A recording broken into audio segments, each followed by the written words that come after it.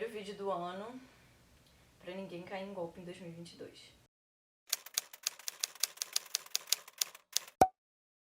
Eu ia desejar feliz ano novo pra todo mundo, mas hoje já é dia 29 de janeiro, então esse vídeo só deve sair em fevereiro. E daí será que dá pra falar feliz ano novo em fevereiro? Não sei. Era pra esse vídeo sair em janeiro, mas aí no dia anterior que eu ia gravar, eu tava fritando bolinho de feijão. E daí o bolinho explodiu. E o óleo explodiu na minha cara. Então eu fiquei alguns dias parecendo Freddy Krueger. Mas agora eu já tô melhor. Mas acho que eu vou dar feliz ano novo mesmo assim. Porque não teve vídeo antes, esse é o primeiro vídeo do ano. Então, feliz ano novo pra todo mundo. E espero que ninguém caia em editora furada em 2022, não é mesmo? E daí eu queria fazer esse vídeo dando 9 dicas para você saber se uma editora é profissional e confiável. Primeiro aspecto que você precisa analisar é se a editora cobra pra publicar. Eu não vou me alongar muito nisso porque eu tenho um vídeo inteiro sobre isso, mas pra resumir, se uma editora cobra pra publicar, ela não é uma editora, ela é o que a gente chama de prestadora de serviço, e você deve correr de prestadora de serviço. 2. Se a editora tem CNPJ. Pode parecer meio bobo, mas assim, uma empresa profissional tem CNPJ. E uma editora é uma empresa. Então uma editora também deveria ter CNPJ. 3. Se eles têm um site. Uma coisa que eu ia falar no final, mas eu acho que eu vou falar agora, é que assim, tem várias editoras que estão começando e tem várias editoras que tem uma pessoa só na editora. A gente chama de editora. Mas é muito comum, porque quando você começa uma editora, você ainda não tem dinheiro pra contratar funcionários e você ainda tá tipo... Entendeu? Ali, ó.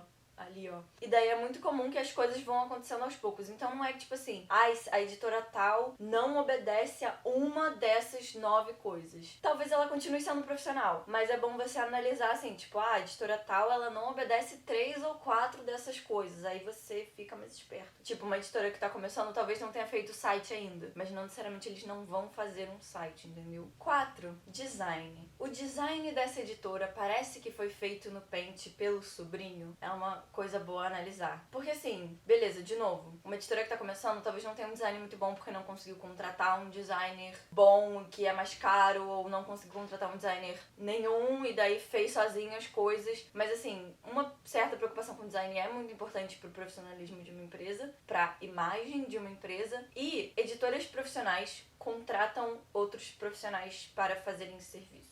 De novo, uma editora que vai começando, ela não vai conseguir fazer isso tanto no início, mas aí você também tem que analisar se você quer publicar para uma editora que tá começando, enfim, você tem que analisar todos esses elementos, colocar tudo isso no papel e falar assim, tá bom, eu acho que essa editora é confiável, ou eu não acho que ela é confiável. Oi gente, Olivia da edição aqui, descabelada, sem maquiagem e no meu celular que a câmera tem catarata, como vocês podem ver, só pra fazer uns adendos. Eu sei que eu brinco muito com esse negócio de editora golpista, não cai em golpe, não sei o quê, mas eu queria falar que nem sempre uma editora que não é profissional é tipo uma editora cheia de gente ruim que quer passar perna em escritor. Tem até prestadores de serviço que são, nem acredito que eu vou falar isso, mas tem até prestadores de serviço que são profissionais, assim, no que elas se pretendem a fazer, né? Mas voltando pro negócio das editoras, eu diria que a maioria das editoras que não são profissionais não é uma questão de, tipo, ser gente ruim que quer te passar a perna. Teve até um exemplo bom disso esses dias, que foi a tal editora que falou que ia publicar Stephen King.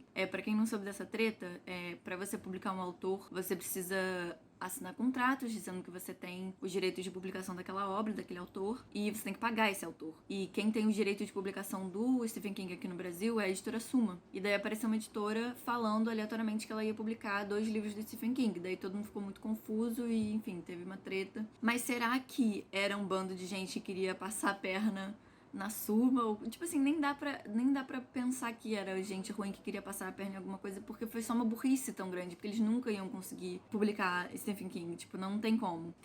A Suma tem exclusividade do Stephen King no Brasil. Então, na verdade, dá pra ver que é só um bando de gente que não sabe o que tá fazendo. E daí eu queria falar um pouco disso, assim, é a mesma história de sempre. O mercado editorial brasileiro, ele não é profissionalizado, ele não é padronizado ainda, a gente vai chegar lá. Mas então tem um bando de gente que não sabe o que tá fazendo, tem um bando de gente que abre editora e não sabe como funciona. Não sabe como funciona o mercado do livro e acaba fazendo merda. E daí eu queria falar disso porque você, como autor, beleza, você pode ser selecionado por uma editora pequena que tá começando e daí é um bando de gente boa e você fala, nossa, essas pessoas são incríveis, são legais, são bacanas, mas aí você vai ver o serviço editorial deles e não é bom. De repente eles não fazem contrato, não é porque eles querem te passar a perna, mas é porque eles não sabem que tem que fazer contrato. De repente eles não editam tão bem. Várias questões que você, como autor, você tem que ver se é isso que você quer pra sua carreira, entendeu? Porque publicar publicar pra uma editora que não faz o melhor trabalho possível no seu livro, não vai ser bom pra você. Então, só pra deixar isso claro, assim, que não é uma questão de cair em golpe, é uma questão de você analisar se aquela editora vai fazer o melhor possível pro seu livro. 5. Se você não prestar atenção em nenhuma das coisas dessa lista... Não, mentira, você tem que prestar atenção se ela cobra pra publicar. Isso é muito importante, tá bom? Não paga pra publicar. Não faz isso. Beleza, se você não prestar atenção em nenhuma das coisas nessa lista, exceto a primeira, que é muito importante, preste atenção nessa quinta também, porque ela é muito importante. Consistência de catálogo. O negócio das editoras é um negócio de catálogo. Tipo assim, todas as editoras vendem livros. O que diferencia uma editora da outra é o catálogo. Então, o catálogo é tipo a coisa mais importante. A escolha de quais obras a editora vai publicar é o mais importante de uma editora. É o que define uma editora. E daí a gente tem uma coisa chamada linha editorial, que é o que aquela editora publica. E daí, se você entrar numa editora e você vê que ela não tem um catálogo bem definido, que ela não tem uma linha editorial bem definida, desconfie do profissionalismo dessa editora. Aí você deve estar pensando, pô, mas tem várias editoras grandes que publicam de tudo. Sim, por isso que editoras grandes têm selos. E não só editoras grandes, editoras pequenas também têm selos. Então, por exemplo, a Companhia das Letras, pelo selo Companhia das Letras, publica certas coisas. Pelo selo seguinte, publica outras coisas. Pelo selo Paralela, publica outras coisas. E daí cada selo vai ter sua própria linha editorial. A Companhia das Letras não ia publicar Vermelho, Branco e Sangue Azul pelo selo Companhia das Letrinhas. Então você tem que prestar muita atenção nessa consistência. O que é isso na prática? Você entra no site da editora e você vê que eles publicam jovem adulto, livros religiosos, livros de futebol, policial, livros de culinária. Tipo assim, coisas nada a ver uma com a outra. Tudo ali emaranhado, junto, misturado, sem ter uma divisão de selos profissional, com linhas editoriais próprias. Desconfie dessa editora. Eu já caí em editora não profissional porque eu analisei todas essas coisas antes, se tinha site, se o design era direito, coisas assim, essas coisas mais básicas. E eu ainda não sabia desse negócio do catálogo. Quem me ensinou isso, inclusive, foi a minha ex-chefe. E é muito importante. Eu não tinha analisado a consistência do catálogo. E daí, depois que eu já tinha caído na furada, e depois que a minha chefe foi me ensinar isso, eu fui ver a consistência do catálogo dessa editora. E realmente não tinha consistência.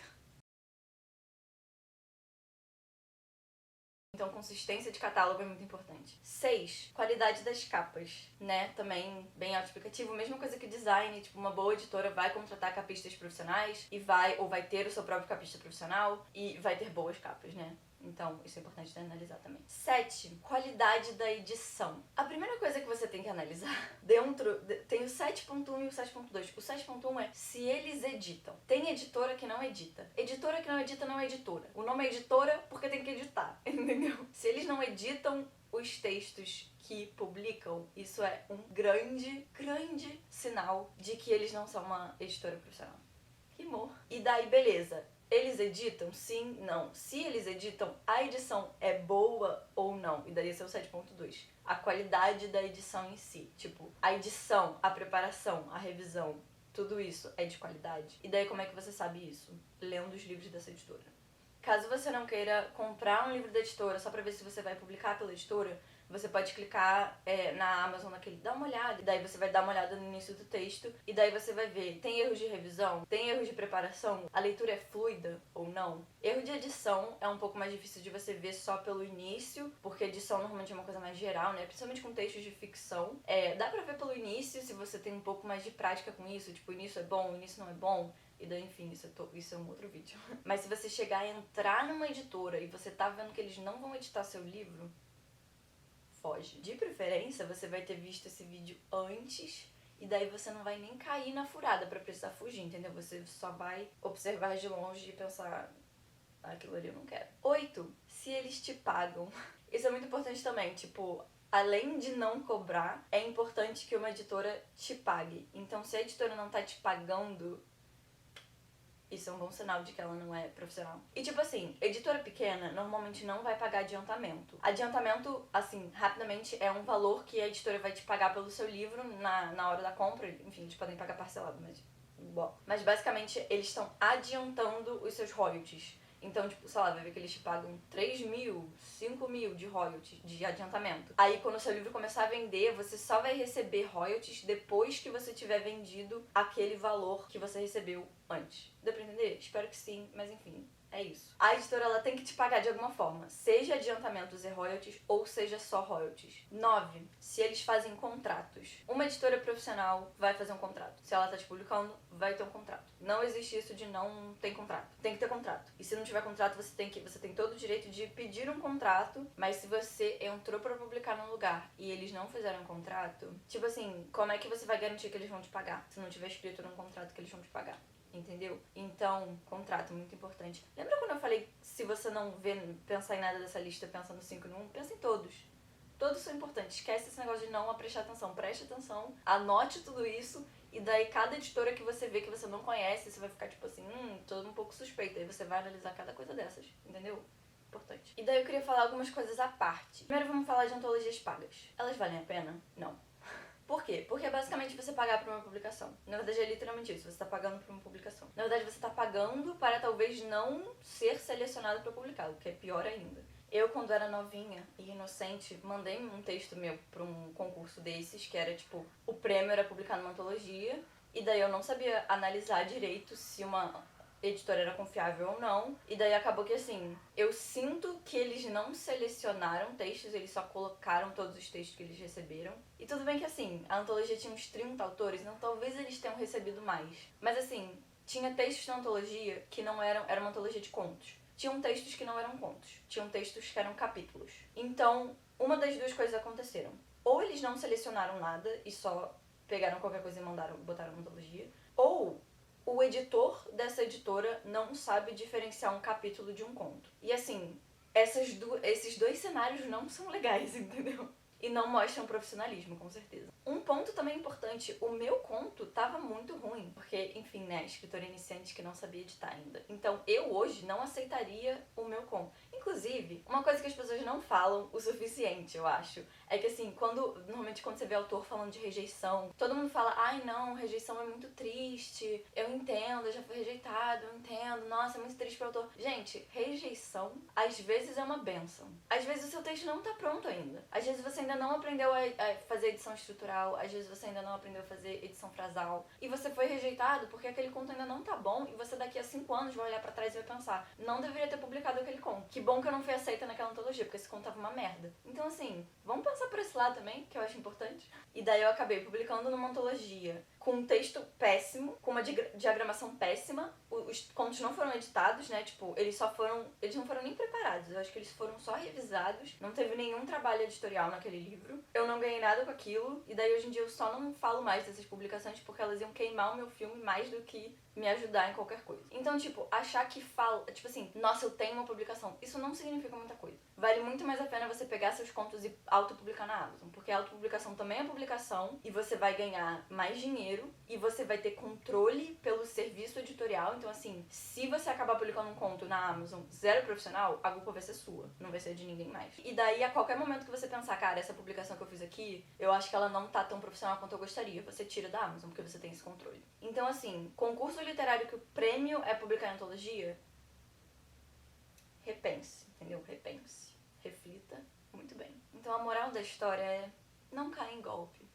O único golpe que a gente quer em 2022 é o golpe no Bolsonaro. E daí o que eu recomendo? Que você acompanhe o mercado editorial. Eu particularmente acho difícil acompanhar o mercado editorial sem um Twitter. Então se você não tem um Twitter, pense em criar um Twitter. Eu odeio Twitter e eu tenho um Twitter só pra acompanhar o mercado editorial. E eu recomendo que você procure revistas profissionais quando você quiser publicar um texto. As que eu sei falar de cabeça: a Mafagafo e a Faísca, a revista da Corvus Editora, que eu acho que é Instituto Ignoto, a revista da Suma, que é a Supra Suma.